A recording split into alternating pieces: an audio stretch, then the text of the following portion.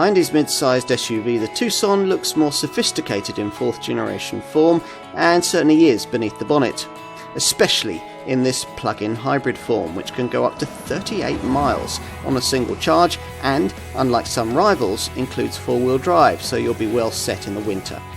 If you're looking for a PHEV crossover of this kind, it's a car you can't afford to ignore.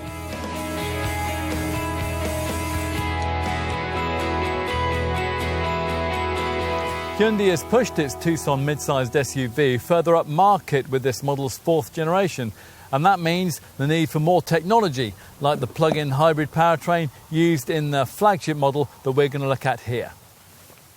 It completes what Hyundai claims is the widest range of powertrains available from any model in this class. Well, there is no full EV variant. The brand doesn't need to provide that because it has its latest IONIQ 5 offering a full battery option in the crossover class. But you can certainly have, well, just about everything else in the Tucson, anything petrol-powered anyway. Hyundai doesn't do diesels in SUVs anymore. What you can have with mainstream Tucsons is a choice of 1.6-litre T-GDi petrol variants, a conventional un-electrified option, or a version with MHEV mild hybrid tech, or one with full hybrid HEV tech that can run independently on full battery power, although only for short periods. This PHEV plug-in version, though, can be battery powered for longer, so let's take a look.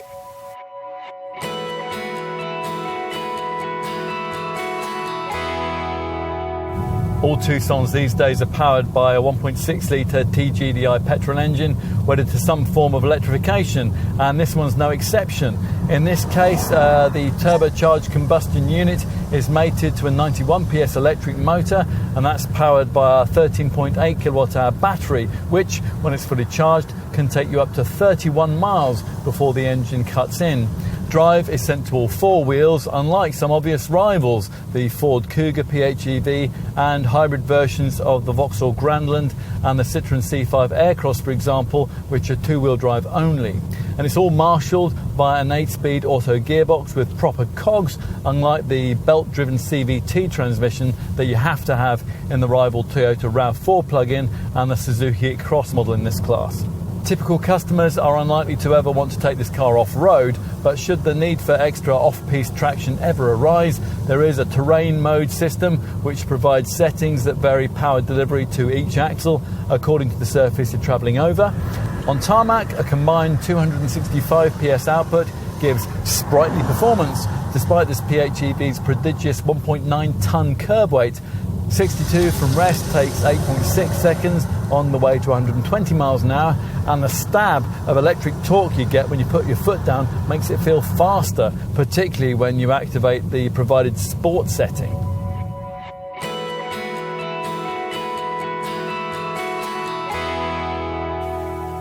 Aside from altered badging and the addition of an extra charging flap, there aren't really any significant visual differences to mark this plug-in hybrid Tucson variant apart from its less electrified showroom stablemates. Still, in all its forms, the fourth generation NX4 series version of this design has enough about it to set high street tongues wagging. It's based on the brand's previous Vision T concept, and it represents what Hyundai calls a design revolution. Even Hyundai's European exterior design chief, Eduardo Ramirez, admits it's quite brave. We felt free to innovate, he says, hence the bold grille with its parametric hidden lights. This designates the way that the LED headlights and the dual-like running lights are integrated into the sides of the 3D grille, and they can't be distinguished from it when switched off. Complementing that are big 19-inch wheels. Inside up front, to suit the current trend, most of the physical controls have been removed in favour of two screens, both 10.25 inches in size. One is for the instrument cluster, the other is for the centre stack, and it incorporates Hyundai's latest BlueLink telematics. The PHEV powertrain doesn't impinge on rear seat space. There's just about enough room for three on the rear bench. It does, however, affect boot capacity, which falls from 620 litres with a conventional model to 558 litres here. Push forward the split folding rear bench and you can extend that to 1,737 litres.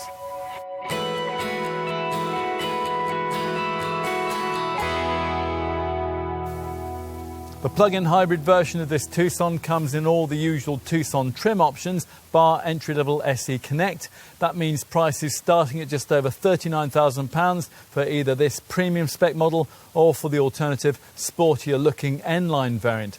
That's a figure which represents a premium of just under £5,000 over the alternative full hybrid HEV variant and almost £7,000 over the MHEV mild hybrid model. So you've got to really want the plug-in tech, especially if you're going to stretch to one of the plusher trim levels. There's a choice of N-Line S or a top ultimate trim level that could set you back as much as £42,000. Still, across the range, you do get at least plenty of kit for your outlay. The twin 10.25-inch interior screens are one example of that. The central infotainment monitor not only includes Android Auto and Apple CarPlay connectivity, but also Google and Apple Calendar integration, along with selectable user profiles. And of course, there are up-to-the-minute driver assistance safety features, including the company's latest Highway Drive Assist semi-autonomous capability. This can brake and accelerate this Tucson to keep it a preset distance from other motorists, using a lane follow assist system to keep the car in lane on major roads. At the top of the range, there's even a remote smart parking assist feature, which allows the car to be summoned from a parking spot via a button on the key.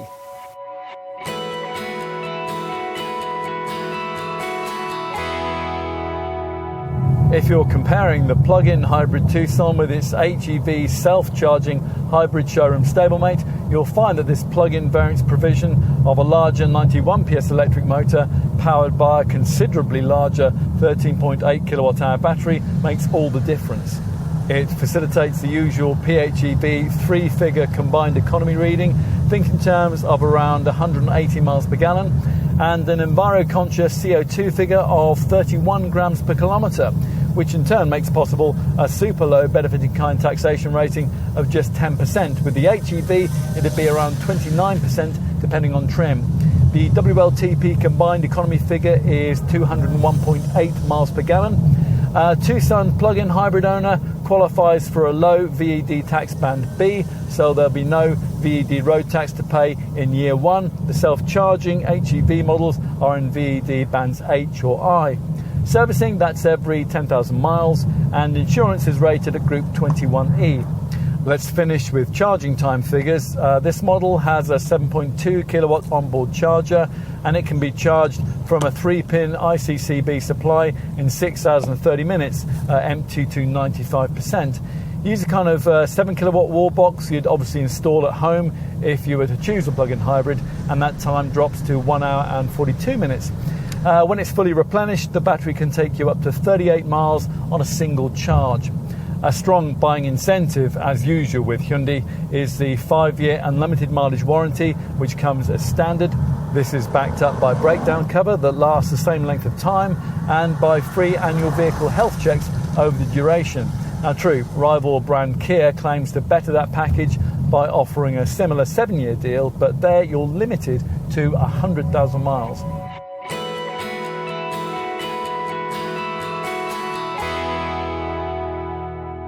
As usual, Hyundai has taken established technology and made it available slightly more affordably. What's different with this Tucson plug-in hybrid, though, is that the packaging makes the end confection genuinely desirable. There's a real pavement presence here, and the neighbours will take a second glance over the fence. No previous Tucson was ever like this, and no previous Tucson ever delivered a 3-figure fuel return or a sub 35 grams per kilometre CO2 reading either. In short, there are plenty of ways that this top version of the 4th generation model will surprise you. Unfortunately, pin-sharp, involving driving dynamics don't number amongst these. There's nothing particularly rewarding about driving this car, but then you can't really say that about any of its direct rivals either. Also common with the competition is a kind of premium pricing. It'll have a potential Tucson plug-in hybrid customer wondering whether he or she might not be equally happy with the more affordable HEV hybrid or MHEV mild hybrid models further down the range that can't be plugged in. If you want cutting-edge technology to match this 4th generation Tucson's cutting-edge looks, though, this PHEV variant has, as Hyundai puts it, the power to surprise.